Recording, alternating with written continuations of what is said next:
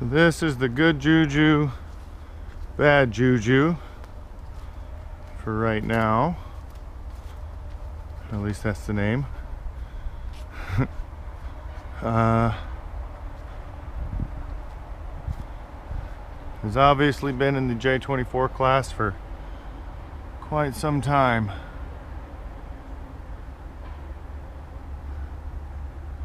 Alright, and there's the hole number. So this is an early version, 652. Alright.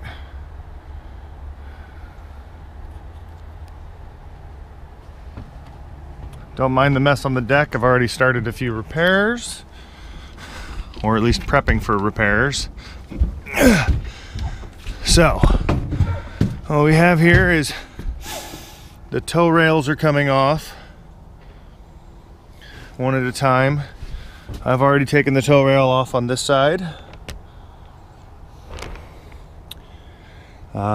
Looks like the deck has been painted, but that there were some modifications made after it was painted that have not been updated. Minor cracking here. Well, I wouldn't call it minor, but it doesn't appear that the deck is soft. Doesn't even move when that might be a little soft, so we're gonna have to check the laminate core. All right, let's go inside. Now I've removed most everything. Light still works, and the cover's here, so that's good. Pull out my flashlight. So, if you look on this side, there might be a little bit of leaks over there, but these cabinets, the plywood there is on the other side was completely destroyed, and I'm going to recover the cedar, refinish it, make it nice. So let's go all the way back to the aft portion. The sink is not bolted down or sealed, and I've got a faucet here, but the water tank was completely falling apart, so that's going to get replaced. All right, the plywood bulkhead, that's probably going to be a future repair, not this particular overhaul.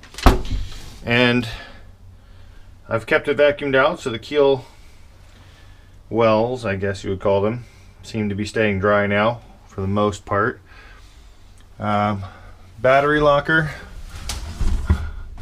It is, if you look there, that's where some of the hardware is up on the deck, and that's leaking.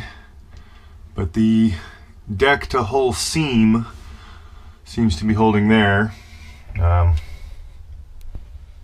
Yeah.